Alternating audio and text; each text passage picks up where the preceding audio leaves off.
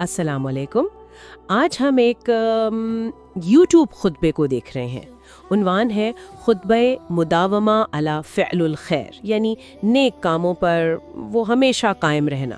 تو آج سمجھنے کی کوشش کریں گے کہ اسلام میں یہ چھوٹے چھوٹے نیک کاموں پر بھی ٹکنا یہ کیوں اہم ہے اور اس کے فائدے کیا ہیں۔ یہ سمجھنا میرا خیال ہے ایک بامقصد زندگی کے لیے بہت ضروری ہو سکتا ہے۔ وعلیکم السلام۔ جی بالکل، اور یہ تصور اسلامی تعلیمات میں بہت مرکزی ہے، کیونکہ اس کا سیدھا تعلق ہے اللہ سے اپنا رشتہ مضبوط کرنے سے، اور ظاہر ہے آخرت میں کامیابی سے۔ تو آج ہم خطبے کی روشنی میں دیکھیں گے پہلے تو زندگی کا مقصد کیا ہے، پھر مستقل مزاجی یعنی کیا کہتے ہیں استقامت کی کیا اہمیت ہے، اور یہ بھی کہ اگر ماضی میں کوئی کمی رہ گئی ہو تو اس کی تلافی کیسے ہو سکتی ہے۔ اچھا، تو زندگی کے مقصد سے شروع کرتے ہیں۔ خطبے میں بڑا واضح فرق بتایا ہے نا، کہ ایک زندگی وہ جو بس دنیا کے پیچھے بھاگتے گزر جائے، اور ایک مسلمان کی زندگی جس کی نظر ہو جنت پر۔ اور وہ جو مثال تھی کہ 100 سال بھی جی لیں تو کتنا وقت تو بچپن میں، کمزوری میں یا نیند میں ہی نکل جاتا ہے۔ اصل کام کا وقت تو بہت تھوڑا ہے نا؟ بالکل، یہی تو نقطہ ہے، اور اسی لیے وہ حدیث اتنی اہم ہے کہ خیر الاعمال ادومها وان قل، یعنی اللہ کو سب سے پیارا عمل وہ ہے جو ہمیشہ کیا جائے، بھلے تھوڑا ہو۔ اب اس کا مطلب یہ نہیں کہ محنت کم کرے، نہیں، بلکہ یہ کہ عمل ٹوٹے نہ، تسلسل رہے۔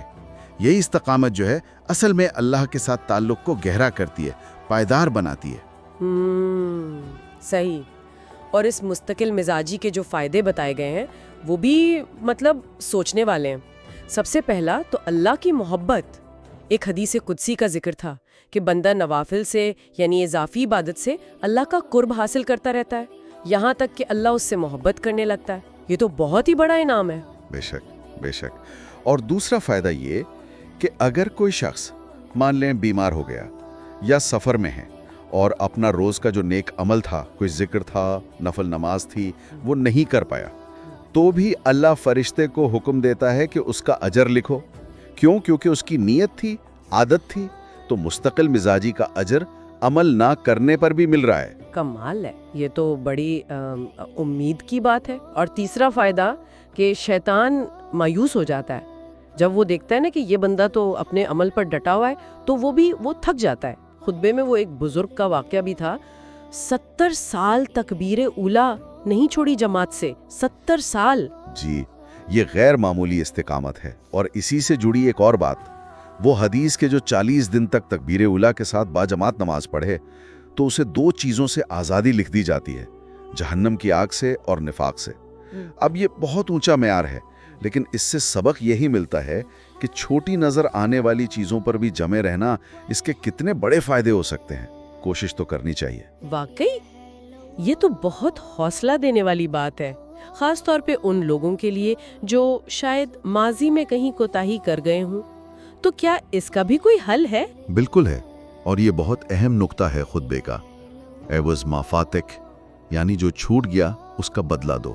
مطلب یہ کہ ماضی کی کمی پر صرف افسوس نہیں کرنا، بلکہ حال میں نیک اعمال اتنے بڑھا دینے ہیں کہ وہ ماضی کی تلافی کر دیں۔ قرآن میں بھی ہے نا، ان الحسنات یذہبن السیئات، بے شک نیکیاں برائیوں کو مٹا دیتی ہیں، تو عمل کرنا ہے۔ اور اس کی مثال جو تھی اکرمہ بن ابی جہل رضی اللہ عنہ کی، وہ تو بہت ہی زبردست ہے۔ پہلے اسلام کے کتنے مخالف تھے، پھر جب اسلام لائے تو کیا قسم کھائی کہ جتنا مال پہلے اسلام کے خلاف لگایا اب دگنا اللہ کی راہ میں لگاؤں گا، اور جتنی جنگیں پہلے اسلام کے خلاف لڑیں اب دگنی اسلام کے لیے لڑوں گا۔ جی، اور انہوں نے کر دکھایا، ہر غزوے میں آگے آگے ہوتے تھے، اور آخرکار یرموک کی جنگ میں شہادت پائی۔ تو یہ بہترین مثال ہے کہ سچی توبہ اور پھر عملی کوشش، اس سے ماضی کی تلافی ہو سکتی ہے۔ صحیح۔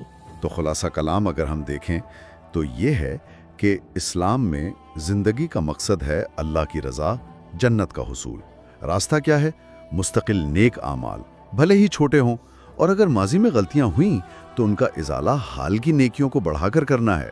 اور آخر میں ایک بات جو شاید سوچنے کی ہے، وہ یہ کہ زندگی تو مختصر ہے، تو آج سے ہی ابھی سے اپنی روحانی بہتری کے لیے کیا کیا کیا جا سکتا ہے؟